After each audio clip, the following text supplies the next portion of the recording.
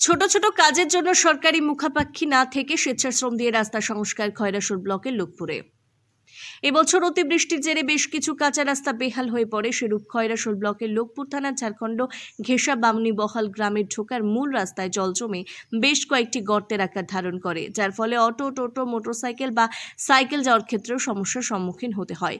সেই দৃশ্য দেখতে পেয়ে কতিপয় যুবক রাস্তা সংস্কারের কাজে উৎসুকী হয়ে পড়ে এবং স্বেচ্ছাশ্রম দিয়েই সংস্কার করার মানসিকতা নেয়।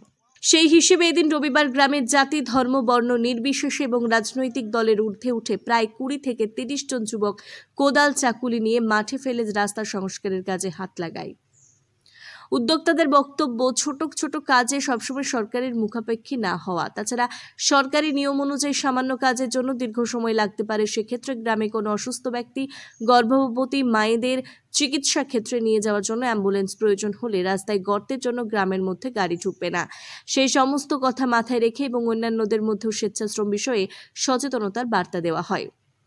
যুব সমাজকে সমাজ সেবামূলক কাজে উৎসাহিত করা, সেক্ষেত্রে রাজ্য তথা দেশ তথা আমরা সকলেই ভালো থাকবো। একান্ত সাক্ষাৎকারে সেই কথা ব্যক্ত করেন গ্রামবাসীদের পক্ষে প্রদীপ কুমার রায়।